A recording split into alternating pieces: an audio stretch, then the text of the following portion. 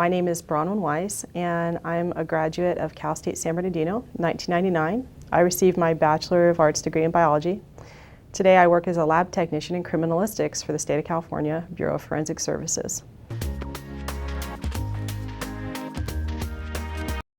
A lot of people, especially college students, want to know, or even high school students want to know, is your job like CSI, or isn't that at CSI? It's a fun party question. But in reality, crime scene investigation is a very small part of what forensic crime laboratories do.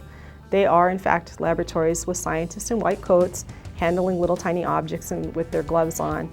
And very rarely at my particular laboratory do the criminalists who do crime scene investigation actually go to crime scenes. The crime scene investigator that you see on many of the shows, like the one called CSI, is frequently the kind of work that's done by a detective. So I like to tell people that if you are really bent on going into the field of investigation, you should consider also an evidence technician job where you'll be doing nothing but going to crime scene, or also consider doing a police officer line of work where you can eventually become like a homicide detective. The reason I chose forensic science as a field, honestly, the first part is that I just wasn't interested in a lot of the other sciences. I worked on research projects with Dr. Sumida in paleontology, and I knew that I was more hands-on oriented, and I was not someone who wanted to do a lot of lab-only research.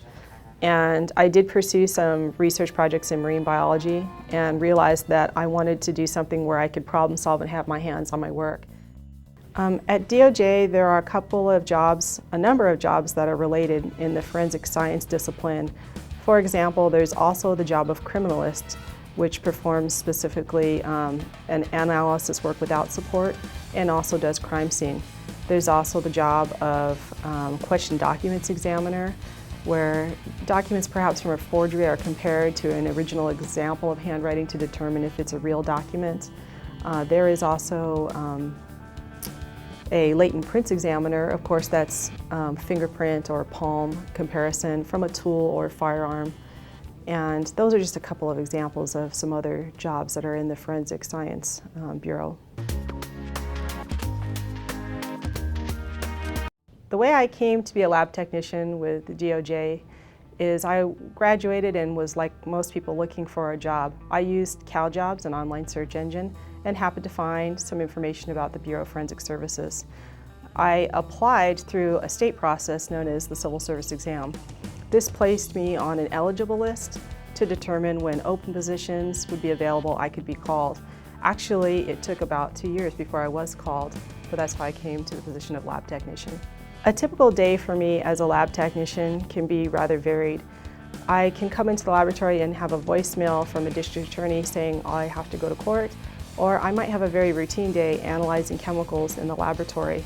I also perform duties in evidence handling where I type in new cases from law enforcement agencies that need to be analyzed, chemical analysis of controlled substances, and I perform duties in evidence handling, or what we call property control, where I take in new cases from law enforcement officials and type them into the computer and decide what happens to them next. And I also provide a number of support functions such as chemical inventory or perhaps projects involving instrumentation. The most interesting part of my job is probably when I work in evidence and I get to talk to detectives who are bringing in a new case that they want analyzed. There's a lot of curiosity on both of our parts, and I'm able to help them determine what type of analysis we can provide them with. Probably the least interesting part of my job can be the monotony of routine casework. Case after case is very similar, and there are weeks or days where it's just chug and plug, do chemical analysis and do reporting. In terms of a sense of values, I think working for the Department of Justice really felt right to me. The code of ethics is very important working in a lab of forensic science and for Department of Justice, and I think there's a really good sense of morality that you can sort of feel at the end of the day good about the work that you're doing. The best advice I would give someone who is thinking about becoming a lab tech is you should really decide when you're thinking about the career of forensic science, do I want to be a criminalist and is crime scene really important to me, or do I want to be a more support-oriented person? Because there are jobs that are available like the lab tech position I have with a variety of support functions. That really tends to work for me because I like having a lot of different roles, and it was surprising to me to learn that I didn't have much interest in crime scene. Let's face it, it's gross, it's realistic. What you see on television is actually someone's life and blood, and it can be actually literally very unpleasant with the odor. So some people have a difficulty with that, and it can be a very emotional experience. I would encourage someone considering being a lab tech to say, do I feel comfortable doing a little bit of that, or do I really want to do nothing but DNA analysis?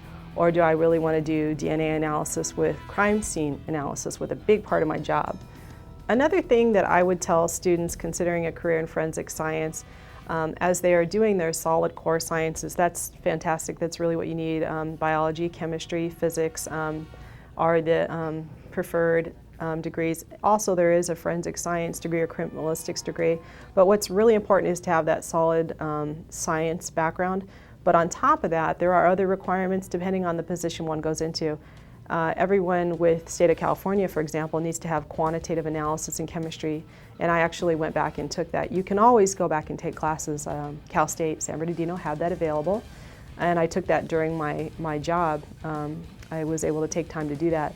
But there's also classes for DNA. You would need to have statistics, molecular biology, genetics, and biochemistry. So those are important classes if you are definitely considering a career in DNA.